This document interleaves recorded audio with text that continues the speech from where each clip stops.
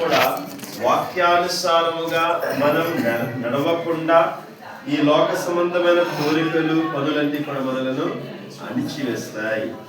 కనుక వాక్యం వారిలో ఫలించదు.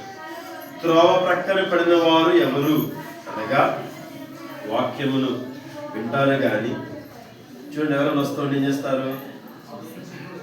దిక్కులు చూస్తారా లేదా? అంటే వాక్యం వింటూ ఉన్నారు, చెప్తాను మళ్ళీ చూసారా? వాక్యం వింటానే ఉన్నారు, ఏమవుతుంది మళ్ళా దిక్కులు చూస్తూ ఉన్నాం అంటే సాతాను ఏం చేస్తున్నాడుగా మన మనస్సును పక్కకు తిప్పుతూ ఉన్నాడు, డైవర్ట్ చేస్తున్నాడు. కాబట్టి ఇలాగ డైవర్ట్ అయిపోవడం ఏమవుతుంది? వాక్యమును మర్చిపోతాం, వాక్య ప్రకారం జీవించకుండా పక్కకు తొలుగుతాం.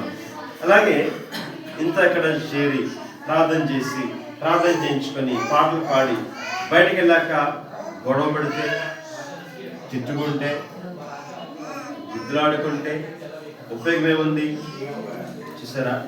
కనుక సాధించుకుని వాటిని ఎత్తుకుని పోకుండా మనం ఉండాలి.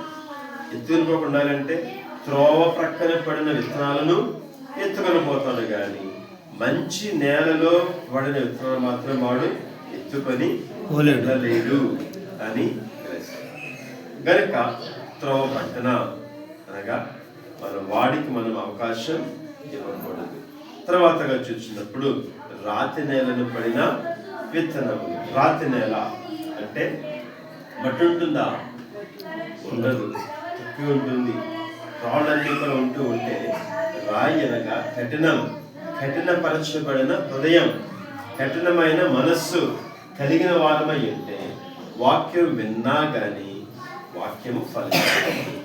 దేవుని వాక్యం మనలో ఫలించాలి అంటే మన మనస్సును మనం మెత్తన చేసుకోవాలి.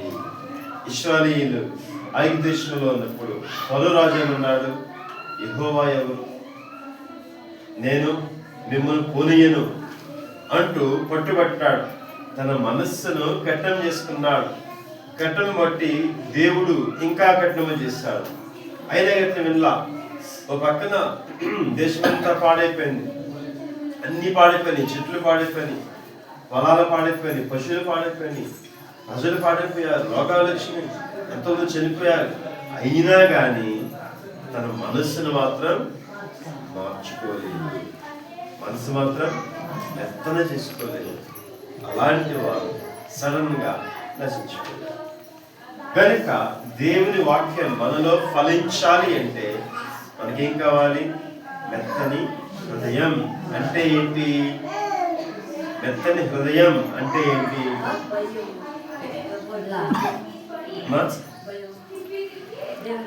మెత్తని హృదయం అంటే ఏంటి అంటే నా ఇష్టం, నేను ఇలాగే ఉంటా, అది కఠినపరచబడిన హృదయం.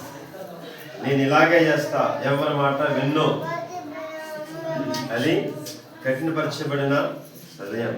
అలాగనే కాకుండా వాక్యము నీ మనసు మార్చుకో, నీ పద్ధతి గురించి మార్చుకో, నీ మాటలు మార్చుకో, నీ తలంపులు మార్చుకో, నీ ఊహలు మార్చుకో, కొంచెం సరిగా ఉండు అని చెప్తే నిజమే, నాలో ఏదో తప్పు ఉంది, ఏదో లోపం ఉంది, దీన్ని నేను సరి చేసుకోవాలి అని మనం ఎప్పుడైతే ప్రయత్నం చేస్తామో నిజంగా దేవుని సహాయము చేసి మనలను మార్చువాలి.